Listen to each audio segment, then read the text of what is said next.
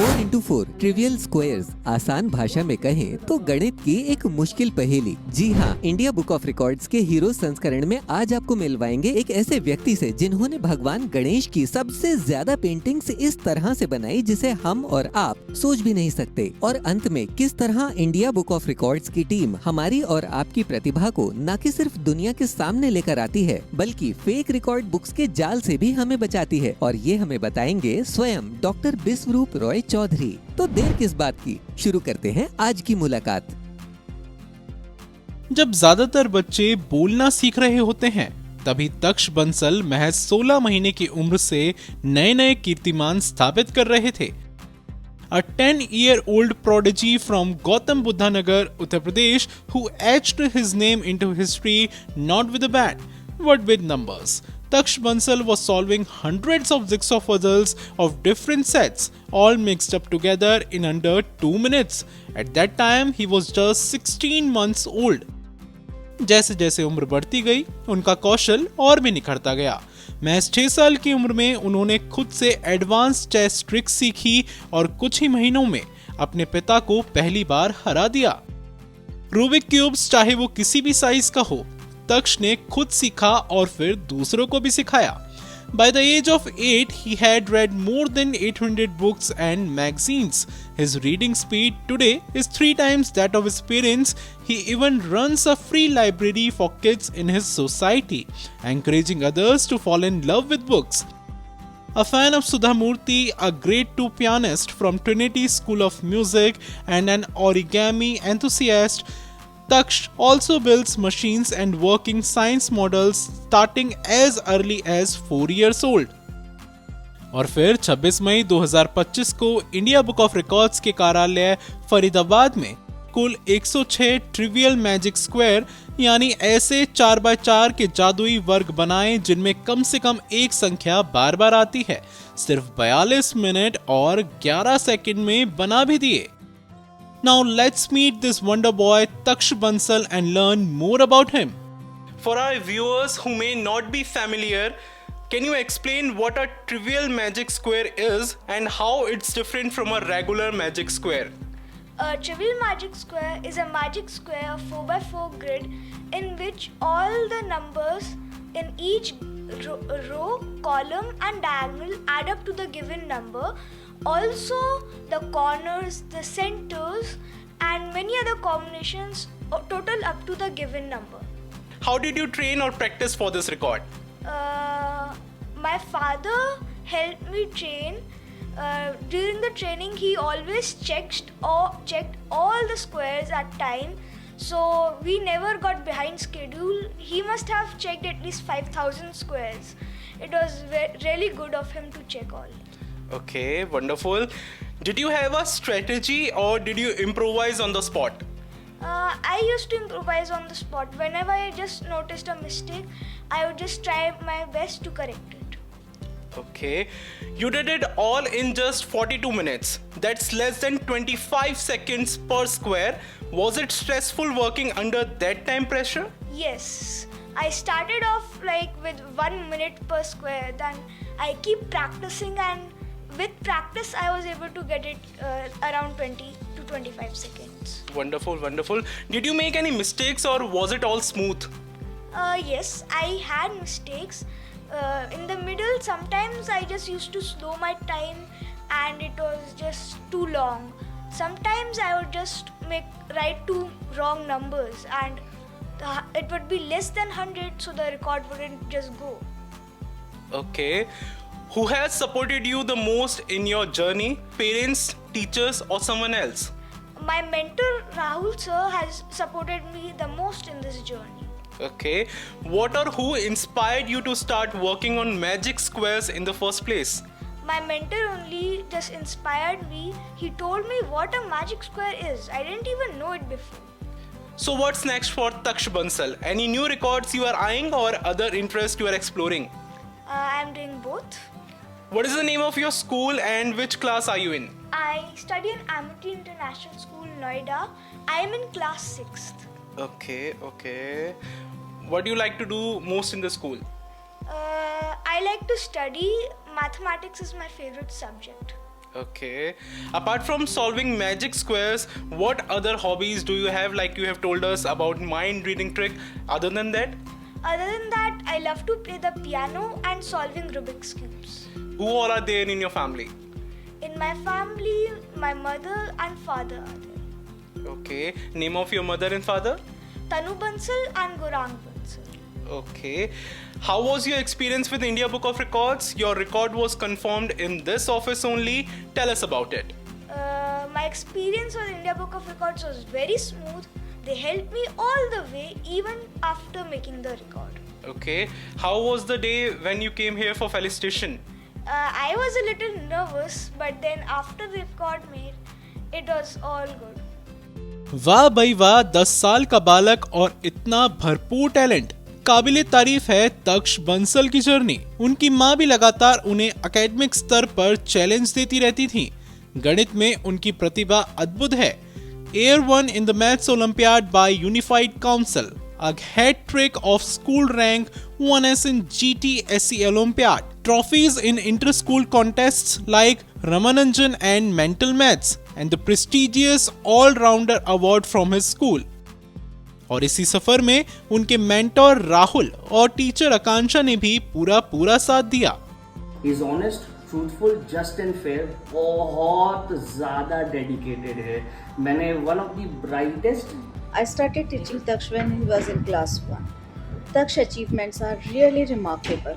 I am incredibly proud of you, Taksh. Keep shining.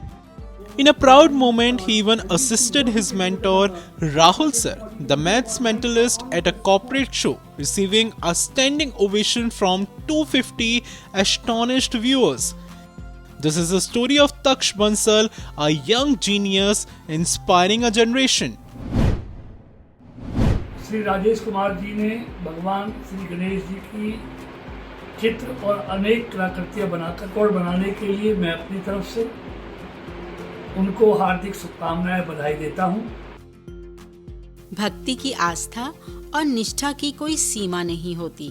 भगवान के प्रति अपना विश्वास, अपनी आस्था, अपना प्यार आप किसी भी रूप में दिखा सकते हैं। दिल्ली के राजेश कुमार ने भी कुछ ऐसा ही कर दिखाया। एक कलाकार की अभिव्यक्ति कैसी हो सकती है, आइए देखते हैं। मिलवाते हैं आपको आज एक ऐसे कलाकार से जिन्होंने भगवान गणेश के 700 से भी ज्यादा चित्र बना के सबको मंत्रमुग्ध कर दिया। यही नहीं, 55 वर्षीय राजेश कुमार ने ये सारे चित्र बनाए 71 अलग अलग माध्यमों का इस्तेमाल करके, जो अपने आप में ही अनूठी बात है। राजेश ने ये चित्र हिंदू धर्म के लोकप्रिय देवता भगवान गणेश के बनाए, जो कि बुद्धि, सफलता और सौभाग्य के देवता हैं। वह शिव और देवी पार्वती के पुत्र हैं। इन्हें विघ्नहर्ता भी कहा जाता है। कहते हैं कि कलाकार का जुनून ऐसा होता है कि वो कलाकारों को कला के नए आयामों की खोज करने और अपनी कला को दुनिया के साथ साझा करने के लिए प्रेरणा देता है। एक ऐसा जुनून जो कि एक खूबसूरत मिश्रण है कलाकृति बनाने की गहरी इच्छा, समर्पण और आनंद का। ये जज्बात जीवन के प्रति एक खास दृष्टिकोण भी दर्शाता है। इन्होंने अपनी कला के द्वारा कई अन्य कलाकारों व बच्चों को प्रेरणा तो दी ही, बल्कि पर्यावरण के प्रति भी जागरूकता पैदा करी। इनकी सारी ही कलाकृतियां बेस्ट आउट ऑफ वेस्ट को दर्शाती हैं, जिसकी प्रेरणा उनको अपनी माताजी से मिली। अपने संयुक्त परिवार से तो निरंतर सहयोग मिलता ही रहा। वेजिटेबल कलर्स, कलमिंग, charcoal, stone stick painting, pistachio powder, leaf cutting, newspapers, paint, tissue paper, foil, threads, wooden strips, Indian coins and carrom coins, इन सब के सहित 150 तरह के मटेरियल यूज करते हुए राजेश ने ये अद्भुत कलाकृतियां बनाई। आइए मिलते हैं स्वयं राजेश से और जानते हैं उनके बारे में, उनके रिकॉर्ड के बारे में और कुछ और भी। जी, मैं राजेश कुमार, आर्टिस्ट एवं managing director Cosmos group of education. Okay. मैं दिल्ली में, मेरा गांव है दल्लूपुरा। मैं दिल्ली से ही रहने वाला हूं और अभी मैं रहता हूं शाहदरा में, ईस्ट दिल्ली में। ओके। और आर्ट मेरी हॉबी है बचपन से। अभी मैं वेस्ट मटेरियल पर काम करता हूँ, वेस्ट टू बेस्ट थीम पर, और ओनली फॉर गणेशा। ऐसे जो इस फील्ड में जो आर्टिस्ट काम कर रहे हैं उनको अगर गवर्नमेंट का भी कुछ सहयोग मिले तो ये बड़े स्तर पर हम जागरूकता का काम कर सकते हैं और वेस्ट को कैसे हम बेस्ट में हम उसको यूज करें, इसके लिए हम प्रचार प्रसार कर सकते हैं। तो कुछ कुछ चुनौतियां आती हैं, लेकिन उनको चुनौतियों को अवसर में हम बदल लेते हैं तो फिर अच्छा लगता है। ऐसी चीजें जो हमारे एनवायरनमेंट को खराब करती हैं उनको हम रिसाइकिल करें या उनको रीयूज करें, जिससे कि हम अपने वातावरण को शुद्ध रखने में एक सहयोगी बन सकें, एक हम वातावरण के मित्र बन सके। ऐसी चेतना मैं अपने पूरे भारत में और भारत के बाहर भी जगाना चाहता हूं। इससे प्रेरणा लें वो पेरेंट्स भी, जो बच्चे कल का हमारा भविष्य हैं, तो उनको ये समझ आएगा कि ये प्लास्टिक हमारे वातावरण के लिए कितना ज़्यादा जरूरी है इसको उससे बचाना। तो जब उनको इसका एहसास होगा अभी बचपन से, तो जब मुझे लगता है कि जब उनके कांधों पर कोई जिम्मेवारी आएगी तो आज जिन्होंने दूषित किया है उसमें एक बदलाव आएगा और उनमें चेतना जगेगी कि हमें प्रकृति ने हमें बहुत कुछ दिया है, तो हम प्रकृति को क्या दें। तो मैं सबसे पहले इंडिया बुक ऑफ रिकॉर्ड्स का भी मैं धन्यवाद करूंगा कि इसके माध्यम से जो मेरा रिकॉर्ड बना और वो पूरे भारतवर्ष में या भारत के बाहर भी जहां टीवी पर भी वो प्रसारित किया गया तो लोगों तक पहुंचा। तो इससे क्या होता है कि हम एक तो प्रेरणा मिलती है, एक हमें अलग दूर तक जहां हमारी पहुंच नहीं होती वहां तक पहचान मिलती है। जब पहचान मिलती है तो ये लोगों में जागृति पैदा करता है कि एक रिकॉर्ड इस तरह से बन सकता है। इंडिया बुक ऑफ रिकॉर्ड एक ऐसा प्लेटफॉर्म है जो नेशनल टीवी पर इसको प्रसारित करता है, और जब वो बहुत दुनिया उसको देखती है तो उसमें से अगर कुछ % लोग भी प्रेरणा ले लें तो हमारी जो प्रयास है, हमारा जो मेहनत है, हम जो चाहते हैं, हमें लगता है कि वो उस दिशा में बहुत अच्छा काम हो गया, जिस काम को बखूबी इंडिया बुक ऑफ रिकॉर्ड कर रहा है। इसके लिए मैं इंडिया बुक ऑफ रिकॉर्ड का धन्यवाद दूंगा कि वो ऐसे भारत से ऐसे उनको चुन के जो गुमनाम में एक अद्भुत काम कर रहे हैं, और गुमनामी में उनका काम की सराहना इसलिए नहीं मिल पा रही है कि वह लोगों तक नहीं पहुंच पा रहा है। उसको लोगों तक पहुंचाना एक बड़ी बात है। तो ये बहुत अच्छा प्रयास, बहुत अच्छा काम है। I would like to congratulate Shri Kumar on achieving this feat. With best wishes for future endeavors. Rajesh Kumar को उनके उज्जवल भविष्य के लिए इंडिया बुक ऑफ रिकॉर्ड्स की तरफ से ढेरों शुभकामनाएं।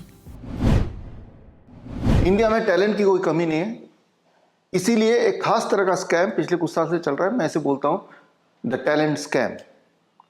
मैं आपका स्वागत करता हूँ इंडिया बुक ऑफ रिकॉर्ड्स में। यह है इंडिया बुक ऑफ रिकॉर्ड्स का office. India book of records is the only organisation जो पिछले 2 दशक से is a keeper of your records. यही एक ऑर्गेनाइजेशन है जो लगातार बिना रुके पिछले 20 साल से annual addition India book of records निकालता है, जहाँ पे आपके टैलेंट दर्ज होते हैं। चाहे वो इंडियन आर्मी हो, इंडियन एयरफोर्स हो, इंडियन नेवी हो, चाहे पुलिस एडमिनिस्ट्रेशन हो, मंत्रालय हो, या फिर कोई मीडिया हाउस का रिकॉर्ड हो, या कोई कॉर्पोरेट का रिकॉर्ड हो, या कोई बच्चे का रिकॉर्ड हो, कोई स्कूल का रिकॉर्ड हो, सारे रिकॉर्ड दर्ज होते हैं इसी बुक में, इंडिया बुक ऑफ रिकॉर्ड्स। पिछले 20 सालों से लगातार बिना रुके हर साल इंडिया बुक ऑफ रिकॉर्ड्स का एनुअल एडिशन आता है। यहाँ तक कि कोरोना के टाइम पर जब सब कुछ थम गया था, सब कुछ रुक गया था, तब भी ना तो India book of record holders रुके थे, भारत का टैलेंट रुका था, ना ही इंडिया बुक ऑफ रिकॉर्ड्स की पब्लिकेशन रुकी थी। बल्कि ये 2021 की अगर पब्लिकेशन देखें तो ये खासा मोटा है, और हर साल अगर आप गिनीज बुक की बात करें तो लगभग 800-700 रिकॉर्ड उसमें पब्लिश होते हैं, जबकि इंडिया बुक ऑफ रिकॉर्ड्स में उससे 10 गुना ज़्यादा, लगभग 8,000 से 10,000 रिकॉर्ड पब्लिश होते हैं। Truly India is a nation of talent, nation of records. अब बात करते हैं थोड़ा सा इस रिकॉर्ड की जर्नी की, और साथ में बात करेंगे किस तरह से भारत के टैलेंट को लूटा जा रहा है, किस तरह के स्कैम हो रहे हैं टैलेंट के नाम पे या टैलेंट के साथ। इसको समझने के लिए आपको ये समझना पड़ेगा कि रिकॉर्ड वेरिफिकेशन प्रोसेस क्या होता है, किस तरह से भारत में हुए रिकॉर्ड को रिकॉर्ड बुक में दर्ज कराया जाता है। यहाँ आप देख रहे हैं ये इंडिया बुक ऑफ रिकॉर्ड का ऑफिस है। जब आप इंडिया बुक ऑफ रिकॉर्ड में अप्लाई करते हैं तो इसी ऑफिस में आपका रिकॉर्ड एप्लीकेशन आता है और हमारे इंडिया बुक ऑफ रिकॉर्ड में 100 से अधिक बहुत ही एक्सपीरियंस्ड टीम दिन रात मेहनत करती है और आपके वेरिफिकेशन प्रोसेस को पूरा करने के काम करती है और जो एविडेंसेस आप भेजते हैं उसे स्क्रूटनाइज करते हैं और हमारा जो एक बैंक है, बैंक ऑफ रिकॉर्ड्स, जो पिछले कई सालों में हमने इकट्ठा किया है उससे मैच करती है और ये इंश्योर करती है कि जो आपने काम किया वो रिकॉर्ड के काबिल है।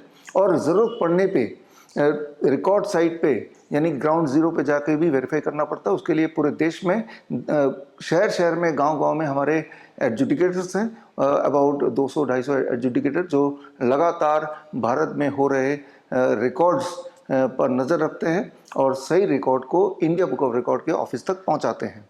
सो फर्स्ट स्टेप आपका ये हमेशा ये रहता है कि आप इंडिया बुक ऑफ रिकॉर्ड्स की वेबसाइट में जाके indiabookofrecord.in में जाके अप्लाई करते हैं और अपने सारे सबूत भी उसमें अटैच करते हैं। हमारी वेरिफिकेशन टीम उसको वेरीफाई करती है, ज़रूरत पड़ने पे हमारी एडजुडिकेटर साइट पर जाती है और उसके बाद एक बार आपका रिकॉर्ड वेरीफाई हो जाता है और एक बार आप रिकॉर्ड होल्डर बन जाते हैं तो आपका सर्टिफिकेट बनता है जो यहाँ से इशू होता है और आपका रिकॉर्ड हमेशा के लिए सेफली रिकॉर्ड हो जाता है हमारे बहुत ही सोफिस्टिकेटेड सर्वर में, ताकि ये हमेशा यहाँ आपका रिकॉर्ड रजिस्टर्ड रहे और ये इतिहास का पार्ट बना रहे।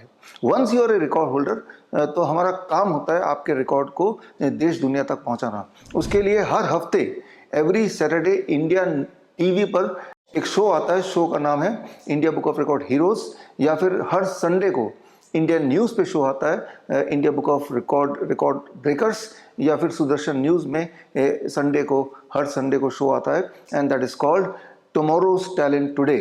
या फिर हर महीने इंडिया बुक ऑफ रिकॉर्ड्स की हिंदी या और इंग्लिश में मैगजीन आती है और प्रीवियस मंथ के सारे रिकॉर्ड होल्डर्स को इसमें जगह दी जाती है और ये मैगजीन रिकॉर्ड फर्टर्निटी में डिस्ट्रीब्यूट होती है, वहाँ तक पहुँचती है। इसके अलावा टाइम टू टाइम प्रेस विज्ञप्ति के जरिए जो नेशनल अखबार हैं, न्यूज़पेपर्स हैं, उन तक भी आपके रिकॉर्ड को पहुंचाते हैं।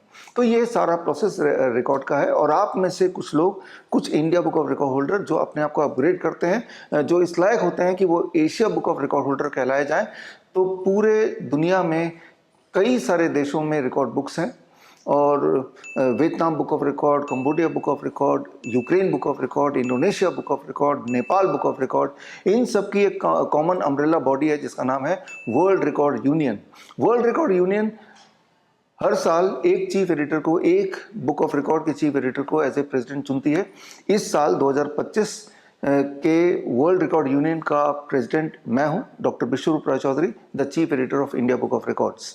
तो जब आप एशिया बुक ऑफ रिकॉर्ड के लिए अप्लाई करते हैं, एशिया बुक ऑफ रिकॉर्ड के लिए अप्लाई करने के लिए पहले आप India book of record holder बनते हैं। उसके बाद जब आप चैलेंज अप्लाई करते हैं कि अब आप एशिया बुक ऑफ रिकॉर्ड्स के लिए भी एलिजिबल हैं, तो बाकी और जो हमारे एसोसिएट रिकॉर्ड बुक्स हैं अलग अलग देशों में, उनसे हम वेरीफाई करते हैं, कंपेयर करते हैं और जब देखते हैं कि वाकई में आपका रिकॉर्ड यूनिक है और आपका रिकॉर्ड इस लायक है कि वो एशिया बुक ऑफ रिकॉर्ड कहलाया जाए, और जब ये सहमति बन जाती है अलग अलग रिकॉर्ड बुक में, तब आपका नाम एशिया बुक ऑफ रिकॉर्ड में दर्ज होता है। और एशिया बुक ऑफ रिकॉर्ड के एनुअल एडिशन, ये 2025 का एनुअल एडिशन है, Asia book of record world king top records, इस बुक का आप हिस्सा बन जाते हैं and that way you become Asia book of records holder. यानी कि अब ये जो रिकॉर्ड होल्डर, हमारे बहुत सारे रिकॉर्ड होल्डर्स हैं जिनके रिकॉर्ड खास तौर पे छोटे बच्चे, जिनके नाम इंडिया बुक ऑफ रिकॉर्ड्स में आने के बाद उन्हें राष्ट्रपति के द्वारा भी पुरस्कार मिला है and the basis is they became India book of record holder. अब बात कर लेते हैं भारत में हो रहे टैलेंट स्कैम की, यानी कि फेक रिकॉर्ड बुक्स। जैसे मैंने आपको शुरू में बताया था कि हमारे देश में टैलेंट की कोई कमी नहीं है और जो टैलेंट है वो चाहते हैं कि उनकी एक रिकग्निशन हो, और इस साइकोलॉजी को पकड़कर मानो ऐसे कि फेक रिकॉर्ड बुक्स की बाड़ी आ गई है।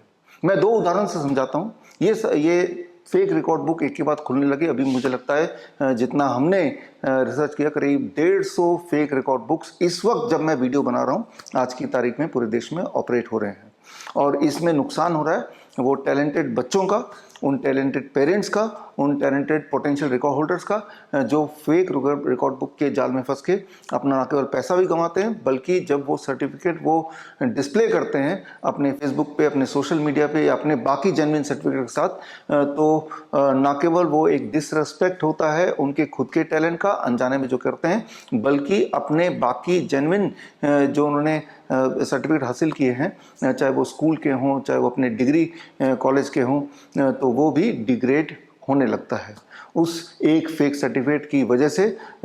जो जिनको भी वो दिखाते हैं वो शक की नज़र से उस कैंडिडेट को, उस इंसान को देखने लगते हैं। तो थोड़ा आपको समझना होगा यहाँ पे, समझाने के लिए मैं 2 ही उदाहरण लूँगा। बात है 2017 की। हमें बहुत सारे इस तरह के कंप्लेन आने लगे कि एक कोई फेक रिकॉर्ड ऑर्गेनाइजेशन है, that is called global record and research foundation, और इस नाम से सुनने में लगेगा कि बहुत बड़ा कोई एक ऑर्गेनाइजेशन है और वहाँ से एक ऑथेंटिक सर्टिफिकेट मिल जाएगा और वो आपके करियर में कहीं ना कहीं काम आएगा, या फिर आपने एक टैलेंट है ये डिस्प्ले करने में काम आएगा। फिर हमने पड़ताल की, हमारे लीगल टीम ने पड़ताल की और पाया कि ये फेक रिकॉर्ड ऑर्गेनाइजेशन है। उसको चलाने वाले आदमी का नाम है मनमोहन रावत। ना केवल मनमोहन रावत को जेल हुई, बल्कि उसको लेके जितने पैसे उसने कमाए थे वो भी पुलिस ने जाके रिकवर किया। लेकिन अब मुझे सुनने में आया पिछले कुछ दिनों से दोबारा से ये रैकेट एक बार फिर से एक्टिव हो चुका है। ये तो बात है 2017 की। 2017 से लेकर अभी तक लगातार हम इस मुहिम में लगे हैं कि फेक रिकॉर्ड बुक्स को आइडेंटिफाई करना और उनको क्लोज कराना। अभी बात कल की है, 2-4 दिन पहले से हमारी लीगल टीम लगी हुई थी। एक और ऑर्गेनाइजेशन का नाम यहाँ पे बताना चाहूँगा, that is called elite book of records. आप में से बहुत सारे पोटेंशियल रिकॉर्ड होल्डर्स या बहुत सारे रिकॉर्ड होल्डर देमसेल्फ ने शायद ये नाम सुना हो, या शायद आपने यहाँ से भी सर्टिफिकेट मंगवाया हो 5,000 रुपये में। 5,000 रुपये दो और कोई भी सर्टिफिकेट बनवा लो। तो खैर, पुलिस कंप्लेन के बाद एलिट बुक ऑफ रिकॉर्ड्स का वेबसाइट, उनका यूट्यूब, उनका फेसबुक, उनके सारे सोशल मीडिया पूरी तरह से बंद हो गए। अब ज़रा सोच के देखिए कि आपने अपने फोल्डर में जहाँ के पे बाकी और बहुत सारे सर्टिफिकेट रखे हुए हैं जो कि जेन्युइन है, ये सर्टिफिकेट भी लगाया हुआ है, और वो फोल्डर लेके आप कहीं भी जाके दिखाते हैं, और जब वो फेक सर्टिफिकेट एक दिखेगा तो बाकी और जो सर्टिफिकेट्स हैं जो कि जेन्युइन है, तो उस पर भी लोग शक से देखेंगे। फेक रिकॉर्ड बुक को पकड़ना कोई बड़ी बात नहीं है, उसके लिए आपको जेम्स बॉन्ड या जासूस बनने की ज़रूरत नहीं है। आप सिर्फ इतना काम कीजिए, आप में से खास तौर से वो लोग जिन्होंने किसी न किसी फेक रिकॉर्ड बुक से सर्टिफिकेट लिया है ये सोच के कि ये वैलिड या ये जेन्युइन रिकॉर्ड बुक्स हैं, जैसे कि कुछ नाम जो बार बार सामने आते हैं हमारे, वो है golden book of record, universal book of record, silver book of record, achiever book of record, book of world record, Indian book of record, इस तरह से कई सारे नाम, एशियन बुक ऑफ रिकॉर्ड, ऐसे करीब 150 नाम की हमने लिस्ट बनाई है। इनमें से अगर किसी से आपने सर्टिफिकेट लिया है या लेने के प्रोसेस में है या लेने की इच्छा रखते हैं, तो कैसे पकड़ें कि ये फेक रिकॉर्ड बुक हैं, ये कैसे साबित करें। आप सिर्फ इतना कीजिए कि उनसे पूछिए कि भाई आपका ऑफिस कहाँ है, उसका एड्रेस दीजिए, मुझे आपसे मिलना है। आप गौर करेंगे कि वो एड्रेस देंगे ही नहीं, वो कोई ना कोई बहाने से टालेंगे, और अगर एड्रेस दे भी दिया तो वो एक ऐसा एड्रेस होगा जहाँ कभी आप पहुँच ना पाए। खैर, इतनी मेहनत अगर आपको नहीं करनी या करना नहीं चाहते तो एक आसान उपाय है। आप सिर्फ उनको बोलिए कि भाई आपको मैं लाइव वीडियो कॉल पे आपका ऑफिस देखना चाहता हूँ, मेरा रिकॉर्ड जो है वो प्रोसेसिंग कैसे होता है वो मैं देखना चाहता हूँ, मेरी इच्छा है। आप गौर करेंगे कि वो लाइव में आके दिखाई नहीं पाएंगे, बिकॉज वो एक्चुअली अपने घर से एक सिंगल आदमी ऑपरेट कर रहा है, एक 4-5 पेज का वेबसाइट बना के, और रिकॉर्ड के नाम पे उनका धंधा चल रहा है। तो ये पब्लिक एक नोटिफिकेशन है, इस वीडियो के माध्यम से एक पब्लिक अवेयरनेस के लिए ये वीडियो बनाया है, क्योंकि हमारे पास बहुत सारे इस तरह के कंप्लेन आते हैं। वो कौन कौन से रिकॉर्ड बुक्स हैं उसकी लिस्ट अगर आपको देखना है, पार्शल लिस्ट है, क्योंकि ये लिस्ट हर दिन बढ़ती जा रही है, इसीलिए मजबूरन मुझे ये वीडियो बनाना पड़ा। तो आप indiabookofrecord.in/फेक रिकॉर्ड बुक्स में जाके आप पूरी लिस्ट देख सकते हैं। और अगर आपकी नज़र में ऐसा कोई फेक रिकॉर्ड बुक आया है तो हमारे नोटिस में लाइए। हमारी एक लीगल टीम है जिनका काम ही दिन रात ये है कि इस तरह के फेक रिकॉर्ड बुक्स को आइडेंटिफाई करना, नंबर 1, और फिर उनको बंद कराना। अभी तक काफ़ी सारे फेक रिकॉर्ड बुक बंद हो चुके हैं और काफ़ी सारों पे कार्रवाई चल रही है, और उम्मीद है कि भारत का जो टैलेंट है उन्हें कोई एक्सप्लॉइट नहीं कर पाएगा after this video. You have to become alert, and याद रखिए, भारत में रिकॉर्ड का मतलब है India book of records. All the best, thank you, जय हिंद।